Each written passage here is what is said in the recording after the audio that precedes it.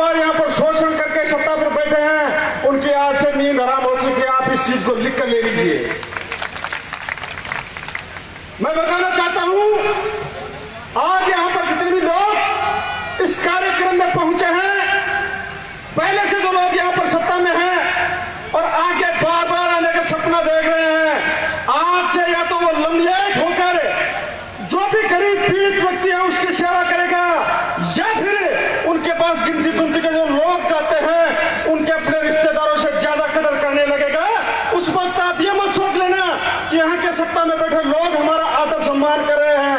आप वहां पर ये याद कर लेना कि वहां पर आपके भाई राजेश भाईडा और इनकी टीम से डर कर आगामी चुनाव का डर, आपका रिस्पेक्ट इनसे करवा रहा है, आगामी चुनाव का डर इनको सता रहा है। और मेरे इस भाषण को जो लोग अपने मोबाइल में सुन रहे हैं और जो डायरेक्ट इनडायरेक्ट रूप से कांग्रेस और बीजेपी के लिए काम कर रहे हैं, वो लोग ये महसूस करते होंगे कि हमारा मान सम्मान ठीक से हो रहा है हमारी पार्टी में। दिमाग से निकाल दीजिए, ये मान सम्मान आपका इसलिए होता है कि हम इस तानाशाही सरकार से आंख में आंख डालकर बात करते हैं, इसलिए आपका मान सम्मान किया जा रहा है, वरना आपका मान सम्मान नहीं होता है और ना ही इस लायक आपको समझते हैं। अगर इस विधानसभा से कोई नया लड़का, कोई आपका भाई तैयार होता है और इस तरह का हौसला पैदा करता है कि यहां पर कितने बड़े पूंजीवादी रहे, मैं उनको बैकफुट पर लाने का काम करूंगा, तो मैं मानकर चलता हूं नेम का था कि जनता कंधे से कंधा मिलाकर कल से काम करने के लिए आपके साथ जुड़ जाएगी। क्योंकि राजेश जी ने एक बात कही है अभी थोड़ी देर पहले, मैं एक उदाहरण के माध्यम से आपको बताना चाहता हूं। एक घर है और घर के चारों तरफ सीसीटीवी कैमरे लगे हुए हैं, प्रत्येक गेट के ऊपर गार्ड बैठे हुए हैं बंदूक ले लेके। उस घर में अगर चोरी होती है तो बता दीजिए जिम्मेदार कौन है? भाई जो गार्ड होंगे वो रहेगा ना, मुखिया रहेगा वो रहेगा ना। मैं इस बात के माध्यम से कहना चाहता हूं कि नीम का थाना में जितनी भी कारपोरेट लूट हो रही है, यहाँ के शासन और प्रशासन के चलते हो रही है, और हमारे भाइयों को दूर भट्टों पे जाना पड़ता है, हमारे भाइयों को यहाँ से बाहर मजदूरी करने के लिए जाना पड़ता है, और नीम का थाना की जनता को बार बार यहाँ के सत्ताधीन लोगों ने गुमराह करने का काम किया है। राजेश जी ने जो बात कही है कि यहाँ के लोगों को यहीं पर रोजगार मिले, इस तरह का हम काम शुरू करेंगे अगर हम सत्ता में आते हैं, तो मैं आप सबके माध्यम से कहना चाहता हूं, आप लोग इस चीज को समझ गए। आप लोग बाहर मिट्टी खाने जाते हैं, आप लोग बाहर धूप दोपहरी में काम करते हैं, और यहाँ में सत्ता में बैठे लोग यहाँ के नीम का थाना की पूंजी पर लूटने का काम करते हैं। तो मुझे एक बार हाथ ऊपर उठाकर बता दीजिए, क्या आप इस तरह से स्वीकार करेंगे? करेंगे क्या? नहीं करेंगे। हाथ ऊपर करके बताइए, इन लोगों को यहां से भगाने का काम करेंगे। दोनों हाथ ऊपर करके बताइए।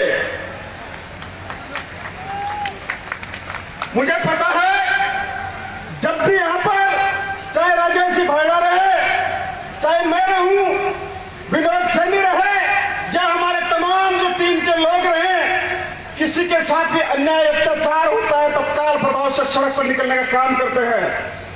और जो लोग हमारी इन बातों से डरते हैं, राजेश जी की टीम से डरते हैं, उन लोगों ने सोचा कि अगर ये लोग इस तरह से सड़कों पर आते रहेंगे, अन्याय अत्याचार की आवाजें उठाते रहेंगे, तो हमारा तो पत्ता साफ हो जाएगा, यहां से बोरी बिस्तर पहले ही समेट दी जाएंगे। एक बात बताना चाहता हूं, हमारे भाई ग्वाला में जिनकी हत्या हुई थी, दोबारा कह रहा हूं, 1-1.5 साल पुराना मामला हो गया है, उसकी हत्या हो गई थी, लेकिन सत्ता में बैठे लोगों ने उस मामले को दबाया है और इस परिवार को न्याय से वंचित रखा है। और हम जैसे लोगों ने, राजेश जी, विनोद दीघा जैसे लोगों ने उसके लिए न्याय की बात की है। साथियों, यहाँ के सत्ता में बैठे लोगों ने प्रशासन के साथ मिलकर मुकदमे चढ़ने का काम किया है। इतनी घटिया इनकी सोच है, आप समझ सकते हैं कि किस स्तर तक गिर सकते हैं। दूसरा मैं कहना चाहता हूं, यहां पर एक दुल्हन के साथ, बहन के साथ गोलीकांड हुआ था, उस मामले में हमने न्याय की बात की, वहां पर हमारे ऊपर मुकदमे दर्ज कर दिए गए। इसी के साथ मैं जोड़ना चाहता हूं, हमारा एक गुजर भाई था जिनके तोलन का दोनों पैर कट गए थे, हम लोगों ने प्रोटेस्ट किया, उसमें भी लोगों ने मुकदमा चढ़ने का काम किया था। तो मैं सारी बातों को मिलाकर ये कहना चाहता हूं, जो इन लोगों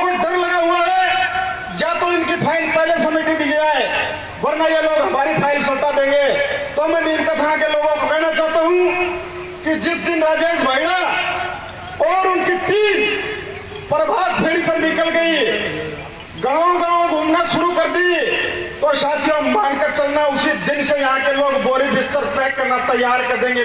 इस बात को लिख कर ले लीजिए आप। तो आप सारे लोग आज ही से जिस तरह से इन्होंने राजेश जी ने जो बात कही है कि मेरी जन्मभूमि यह है, मेरी कर्म भूमि यह है, तो यहाँ के बाहर के लोग कोई इटली से आ जाता है, कोई सीकर से आ जाता है, कोई विधायक का बेटा विधायक बन जाता है, पोता भी तैयारियों में लग जाता है। साथियों उन सब लोगों को आप आज से मैसेज दे दीजिए कि यहाँ पर कोई गरीब मजदूर साथी अगर चुनाव के लिए तैयार होता है तो हम उनके साथ खड़े होंगे, किसी और के साथ नहीं होंगे। आज से पहले हमेशा हम आंदोलन करते हैं। साथियों राजेश भाईड़ा के ऊपर आपको पता है क्या है कि तानाशाही लोगों ने कितने मुकदमे दर्ज किए हैं? 4 मुकदमे दर्ज कर दिए हैं, जबकि बिल्कुल न्यायिक बात थी, वो बिल्कुल जायज बात थी, लेकिन डर यह था सत्ता में बैठे लोगों को कि किसी भी तरह से इन लोगों के ऊपर मुकदमे दर्ज किए जाएं। हमारे ऊपर मुकदमे दर्ज किए जा रहे हैं और आप समझते हैं किसके अन्याय के लिए, किसी मजलूम गरीब के लिए आवाज उठाना गलत है क्या? आप सारे लोग बताइए गलत है क्या? गलत है क्या? बताइए। आखिरी में जो बैठे हैं वो बताएंगे ऊपर हाथ करके कि किसी गरीब के लिए आवाज उठाना गलत नहीं है, चाहे गुर्जर रहे, जाट रहे, माली रहे, अजीर रहे, कोई भी समुदाय का व्यक्ति रहे, 36 कौम के लिए मिलकर काम करेंगे। चाहे कुछ भी हो जाए, यहाँ बाहर के लोगों को हम भगाने का काम करेंगे। या तो ये लोग आने वाले समय में भाई हमारे यहाँ से लोग नहीं निकल कर आए, उनकी फाइल सल्टाने का काम करेंगे, या फिर हम इनकी फाइल 100% सल्टा के रहेंगे। आप इस बात को नोट करिए, 100%। और मैं मेरे चुनिंदा साथियों से भी मैसेज देना चाहता हूं कि भाई जितने भी विवाह सम्मेलन होते हैं बहुत अच्छा काम है, भले वो किसी भी समुदाय में रहे। आप सबसे मेरा हाथ जोड़कर निवेदन है, आप सब ये काम करते रहें जोर शोर से, लेकिन एक रिक्वेस्ट माने छोटे भाई की, या फिर निवेदन माने कि इससे ज्यादा अच्छा काम रहेगा कि गरीब लोगों की एजुकेशन पर आप चाहे काम करें, गांव गांव आप छोटी छोटी लाइब्रेरियां खोलकर काम करें। मैं ज्यादा वक्त नहीं लूंगा और मेरी वाणी को विराम दूंगा। एक बार मेरे साथ आप नारा लगाएंगे, राजेश भाई आप संघर्ष करो, हमारे साथ है। ऐसे लगाते हैं, ऐसे के साथ होगा। ऐसे तो माता बहन की एक ही आवाज में, माझी खड़ी आवाज को नहीं के बाद है, दोबारा बोलेंगे, एकदम ऊपर हाथ उठाएंगे।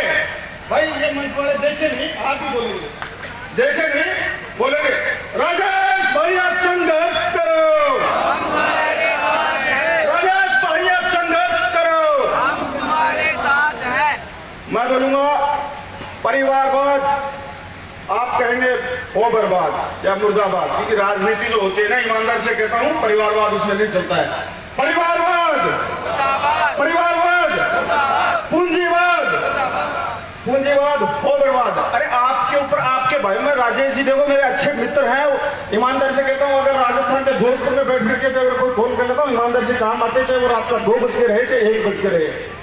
तो ये मैं हम सबने ऐसे नहीं कि भाई हमने यही कर लिया कि राजेश जी, भाई कोई भी गरीब इस तरह का हौसला ना टूटे आगे आने वाले समय में। और राजेश जी एक बार विधायक यहाँ से बन गए तो यहाँ से सबसे गरीब जो व्यक्ति रहेगा वो भी यहाँ पर चुनाव लड़ने का सपना जरूर देखेगा।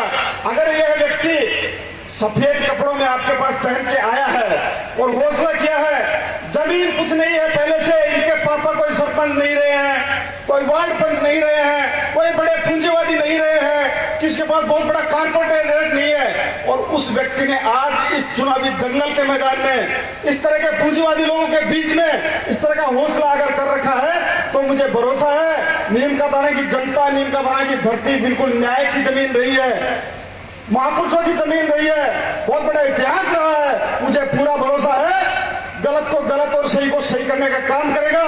और आने वाले समय में भाई राजेश जी के लिए जमकर आप सब मेहनत करेंगे, हम सब मेहनत करेंगे और बाहर के लोगों को भगाकर यहाँ का स्थानीय हमारा भाई हमारा परिवार का इस जमीन से जो जुड़ा हुआ है वो व्यक्ति सत्ता में आए, इस तरह की अपील करता हुआ मैं मेरी बात खत्म करता हूं। दोबारा एक नारे के साथ मेरी इस बात को खत्म करूंगा।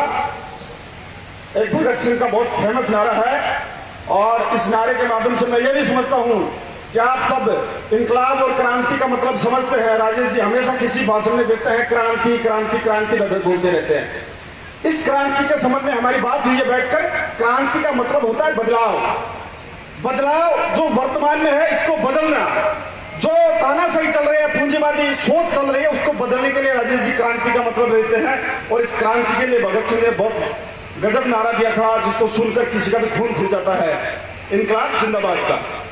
तो मैं बोलूंगा प्रत्येक जने की मुट्ठी बंद होनी चाहिए। मेरे आखिरी व्यक्ति की भी नजर रहेगी और इस बहन के ऊपर भी नजर रहेगी और मंच पर जितने भी लोग बैठे हैं उन पर भी रहेगी।